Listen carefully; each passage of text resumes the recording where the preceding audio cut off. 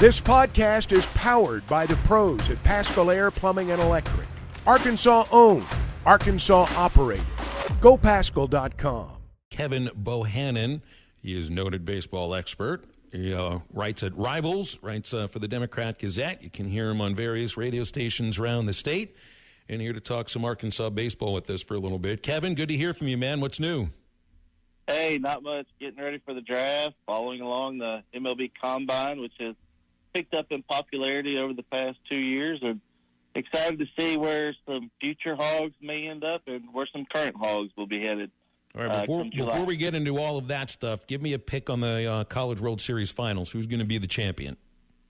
Tennessee. And why? Think they have too much. The fact that you have a team that is going for the home run record as a team versus the 97 LSU team, that's special right there. Coming into the Super Regionals, their team ERA was 3.90. Super Regionals were kind of an anomaly for them. Drew Beam looked like a frontline starter the other night, and I just think they have too much right now. Texas A&M playing with a lot of emotion right now with Montgomery out, but it should be a good series. I see Tennessee winning 2 out of 3. Okay, how early do you see Hagen Smith going in the draft? Is there any chance he goes first overall? I don't think there's a chance at this point. The two names being talked about the most are Bohannon from Oregon State and then Charlie Condon from Georgia. The highest I could see him going is 3. That's where you see maybe the first pitcher being taken. That's the Rockies. Latest MLB pipeline, MLB.com, has Chase Burns going right there. The most popular pick has been the Cardinals at 7 or the Royals at 6 for Hagen, which would be highest pitcher taken since Nick Schmidt.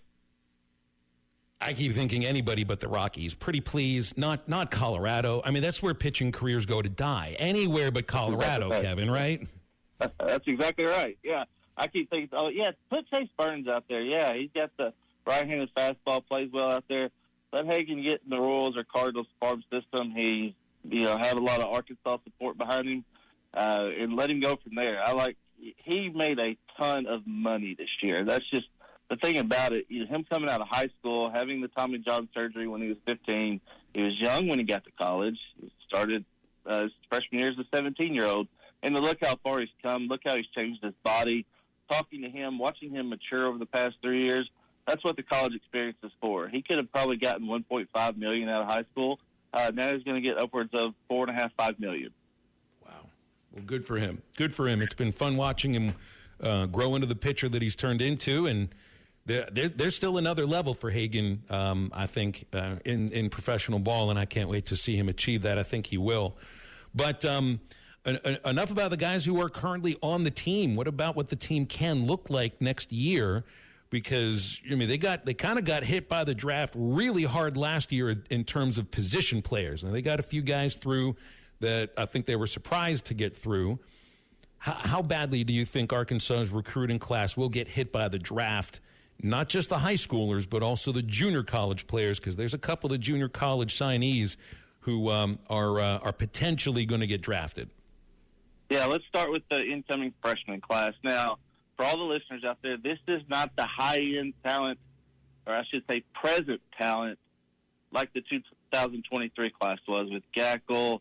You had Dylan Questad, Aiden Miller, Walker Martin, Nazon Zanatello. Those guys they could step on campus and play right now. We saw it with Gabe Gackle and Colin Fisher. Now, you do have 2 guys in the first 2 picks that are going to go, and these are the only 2 picks I think that will come out of the freshman class, is the shortstop from Nebraska, Tyson Lewis. His stock has soared through this spring. He's a true 5-tool guy. He really put on some good muscle this spring. He showed out at the Super 60 Prep Baseball Report event back in February. He ran a 6.5 at that event.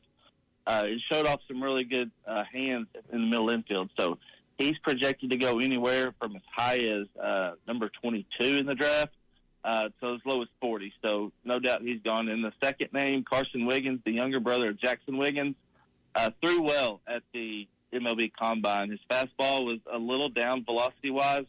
He topped out at 94.2, which he sits comfortably at. But that's the thing with Carson. He's a little bit more advanced and a little bit more mature than where Jackson was at this point.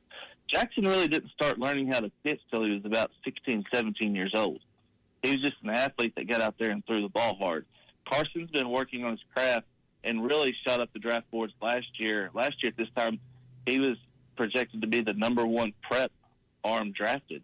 He's fallen a little bit, command issues. There's some unfair comparisons to where Jackson was this time, and I think that gets in the scouts' heads a little bit. So I think he'll go anywhere from number 40 to number 60, but he'll still sign for really good money. I could see him signing for $2.5 million.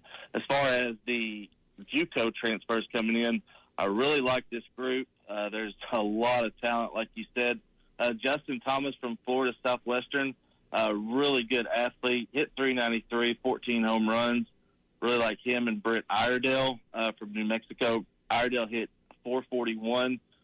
Colton Reynolds is a Huntsville native for listeners out there. Was part of their Final Four team in 2021. Went to Crowder, made All-American, had a solid year this year. He was their region player of the year. Hit .369, 10 home runs. A little bit down from what he did his first year at Crowder. But those are the top three names right now that you could see out of the JUCO class that could have their name called. Thomas and Iredale for sure. Iredale, 25 home runs, 22 doubles, 78 RBIs, more walks than strikeouts, plus he scored 24 bases. Now, I know it's JUCO, but those numbers could translate. This kid can hit in the SEC. Do you see any case where either of the two junior college that you'd mentioned, and I guess I expect that Reynolds will get to campus, but what about Thomas and Iredale? The going thought is if you're drafted, you're going. Now that it's only 20 rounds and has been for a few years, it's not a matter of, well, I'll think about it after I get drafted. It's no, you pretty much need to know your decision ahead of time because they're not going to call your name if they don't feel you're going to sign. That's exactly right. And especially, those first 10 rounds and even into round 10 to 20, which is considered, or 11 to 20, which is considered day 3 now. Unless it's round 19 or 20 like Gacko had last year or Mason Neville a couple of years ago, that's when you're taking a flyer on the kid just so you can follow him and maybe you have some bonus money left around. But, if you get your name called, there's ways that teams can manipulate the money to save early to spend late. So if you hear their name called, they're most likely, I'd say 90% sure that they're going to go. So it's 10 position players that they've had transfer in, 5 junior college, 5 Division I. I guess you're looking at probably another 2, 3, maybe position players because that's really where you're rebuilding things. There hasn't been a pitcher announced to transfer into Arkansas yet, and I understand why. There's still a lot of depth with this staff. I just would expect that there would be. I think you'd go after a veteran starting pitcher at some point, just like you did last year. That is one thing that is missing a little bit. It's the idea of all the guys that have the chance to go out and be starters are talented and can pitch. It's just they haven't necessarily been weekend pitchers in college baseball yet. That's exactly right, and that's one thing you and I've talked about, just messaging back and forth. You don't have that proven frontline guy like you've had the last few years. Going back to when you had Paulette, even Wiggins, coming into his junior year, had been a weekend starter. He did that transition from closer as a freshman, hit a wall a little bit, came back as a weekend guy, number 2, number 3. And you going back to Hunter Hall and, of course, Hagen Smith, the last 3 years. So you don't have that guy. Now, there's a ton of great candidates, but like you said, there's not one guy, and that's why I'm really surprised that there hasn't been one nabbed already. I mean, you got, and the one that came to mind yesterday, Grayson Saunier from Ole Miss. He started over 20 games as an Ole Miss pitcher, and in the SEC, I think the talent is there. I think he was underdeveloped, and I think if he got with Matt Hobbs, he could be a weekend guy. So, right now, off the top of my head, the guys that are healthy, you got Gackle, Bybee, and Wood. It would be the first 3 that you would think of trotting out there. So, Fouch is going to be a back-end guy again, and you don't know about the other ones. Tate McGuire's looked really good so far up in the northeast part of the U.S. in his summer league.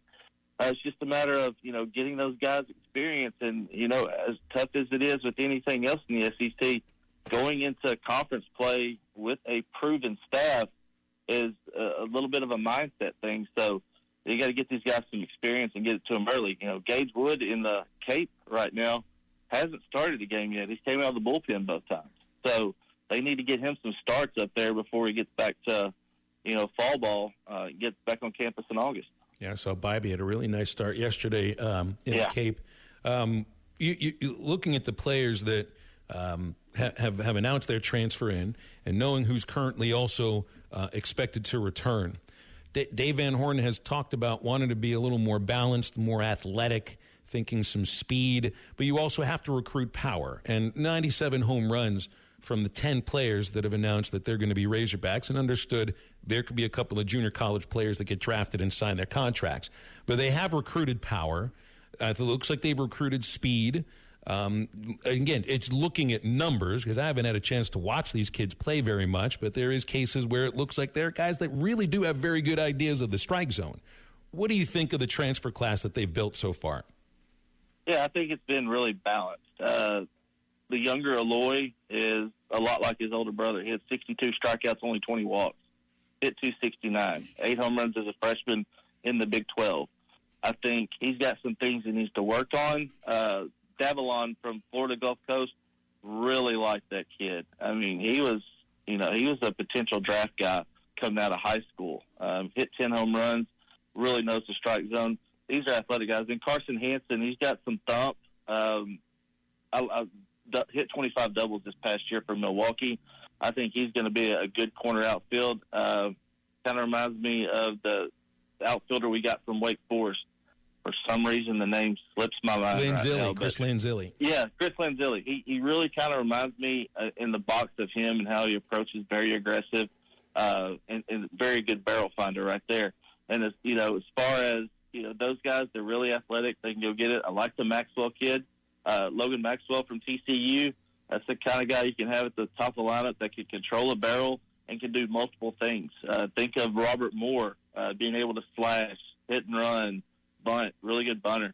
So you got to have a good mix, as you and I've talked about. You can't win it with the long ball, and you definitely can't do it with small ball anymore. So you got to have some guys that have some thump and some athletic guys, because they've been really handcuffed to go station to station, the last 2 or 3 years, and they haven't been able to do that. It's get on base, have some walks, and then rely on the big thump. And they just didn't do it this year. That's why you saw the drop in offensive production.